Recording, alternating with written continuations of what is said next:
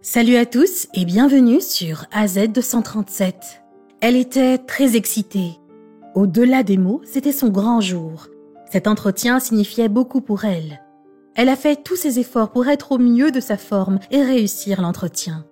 En montant dans sa voiture pour se rendre à son entretien, elle n'avait aucune idée du danger qu'elle courait, ni du danger qu'elle faisait courir à d'autres personnes. Son cœur s'est mis à battre lorsqu'elle a vu la voiture de police qui la suivait.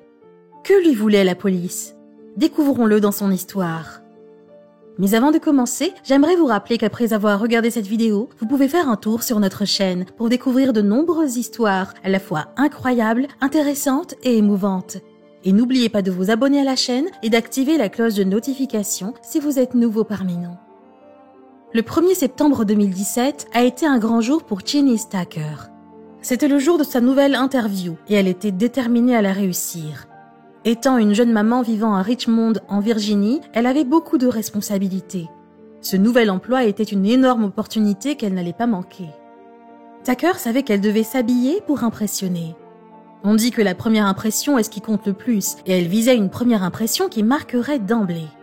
Elle avait fait des recherches sur son travail, avait fait bien attention, et elle était maintenant prête à impressionner. Lorsqu'elle est sortie, elle a ressenti une vague de confiance. C'était son moment de briller. Elle était excitée par l'entretien, mais elle n'avait aucune idée des aventures que la journée lui réservait. En fredonnant un petit air joyeux, Tucker se rendait à son interview. Elle avait besoin de rester calme. Avoir un esprit stable et positif était la meilleure façon de mettre l'entretien sur un bon pied. Cependant, elle ne s'était pas rendue compte que quelque chose n'allait pas et qu'elle constituait un véritable danger pour elle-même et sur la route. Ses feux de freinage étaient cassés. Non seulement elle mettait une grosse cible rouge sur son dos pour qu'un officier lui donne une contravention, mais elle créait également un risque énorme d'accident grave à chaque fois qu'elle freinait. Tucker n'avait aucune raison de penser que ses feux de freinage étaient défectueux. Il y avait environ un mois, en effet, elle avait fait vérifier ses feux par les mécaniciens de Firestone. Ils lui ont alors demandé une forte somme de $600 pour un test de câblage. Tucker a bien sûr refusé cette somme folle et est parti.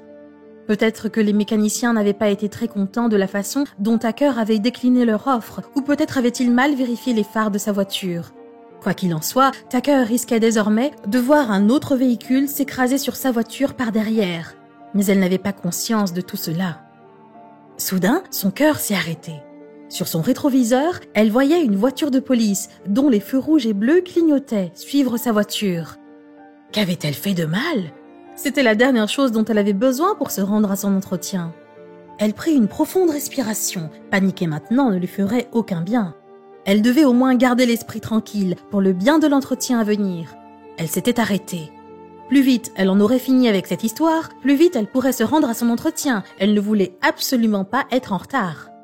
Quelques minutes de retard scelleraient son refus. Et que pouvait-elle dire comme explication ? Qu'elle a été arrêtée par un flic ? Cela ne ferait qu'empirer les choses pour elle. Alors que l'officier sortait de sa voiture et se dirigeait vers elle, la confiance de Tucker a commencé à s'effondrer. Elle savait qu'elle n'avait rien fait de mal, elle n'avait donc aucune raison d'avoir peur.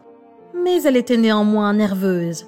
Elle a ouvert sa fenêtre et a commencé à chercher son permis de conduire et ses papiers d'immatriculation. Elle faisait de son mieux pour garder son calme. Cependant, le trac de l'entretien se combinait maintenant avec le stress d'un flic, lui jetant un regard suspicieux. Elle pouvait à peine confronter le regard de l'officier. L'officier a tapé sur sa fenêtre et lui a dit, dans la précipitation, « Ne vous dérangez pas à sortir quoi que ce soit. Je veux juste que vous sachiez que vos feux de freinage sont éteints. » Tucker a fixé l'officier, mortifié. Elle savait qu'une contravention était maintenant due. Ce n'est pas ainsi qu'elle avait prévu de commencer la matinée pour réussir son entretien. Les officiers ne se souciaient généralement pas des excuses dans ce genre de situation. Votre véhicule est sous votre responsabilité et quelque chose comme des feux de freinage cassés est un catalyseur pour de nombreux accidents mortels.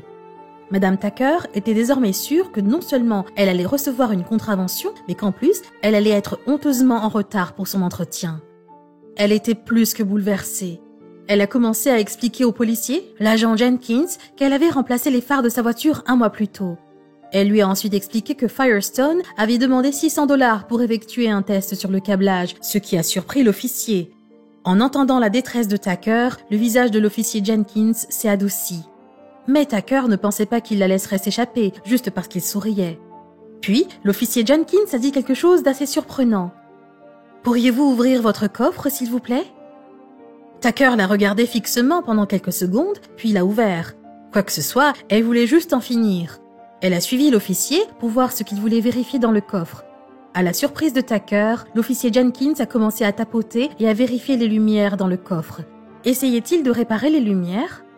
Elle n'arrivait pas à croire que l'officier, qui avait le droit de simplement lui coller une contravention, essayait plutôt de l'aider. Comme son premier test n'a pas fonctionné, l'officier Jenkins a demandé à Tucker d'ouvrir le capot pour vérifier la boîte de relais. L'officier Jenkins a quitté son rôle d'officier et est devenu mécanicien à part entière pour aider une dame dans le besoin. Après environ une demi-heure à essayer de faire fonctionner les lumières, Tucker et l'officier Jenkins ont tous deux réalisé que c'était inutile. Tucker était de nouveau nerveuse, redoutant ce que cet officier allait faire. Perdrait-il finalement son sang-froid, puisque les lumières étaient manifestement très endommagées ? Mais une fois de plus, l'officier Jenkins a prouvé que ses craintes étaient fausses. Il lui a demandé d'allumer les feux de détresse de son véhicule, puis l'a emmené chez un mécanicien voisin afin qu'elle fasse réparer ses feux. Reconnaissante de toute la gentillesse qu'elle a reçue de l'officier, Tucker a publié son histoire sur sa page Facebook. L'histoire s'est ensuite répandue de manière déformée et arbitraire, et c'est là que l'histoire a été tronquée. Une version a prétendu que le policier avait arrêté Tucker et l'avait ensuite laissé partir après avoir trouvé quelque chose de choquant dans son coffre. Cette version affirmait que ce qui se trouvait dans le coffre avait tellement choqué le policier qu'il avait laissé Tucker partir par peur pour sa propre vie, sans même penser à demander des renforts. Une autre version a suggéré que le policier a dérogé à ses fonctions et a agi d'une manière illégale, mais Tucker a enregistré ses actions. Il est donc parti sans lui donner de contravention pour les phares cassés. Mais bien sûr, rien de tout cela n'était vrai. L'agent Jenkins était un policier au grand cœur qui allait au-delà de son rôle pour aider les gens dans le besoin. Tous les policiers n'iraient pas aussi loin pour aider un civil. Ainsi, lorsque Tucker a publié cette histoire sur Facebook, en ajoutant sur son hashtag « Il est une bénédiction », la police du comté d'Henrico était si fière qu'un de ses officiers soit devenu un si humble héros. Le poste de police a répondu à Tucker sur Facebook en disant « Merci, Genius Tucker, d'avoir partagé cette histoire sur l'un de nos officiers. Nous sommes tellement fiers de nos agents, surtout quand nous voyons des citoyens partager de tels témoignages. L'officier Jenkins a agi au-delà de l'appel du devoir. Servir pleinement notre communauté, c'est cela notre mission. » À une époque où les histoires impliquant des éléments de police signifient des violences et des morts, des histoires comme celle-ci donnent beaucoup d'espoir.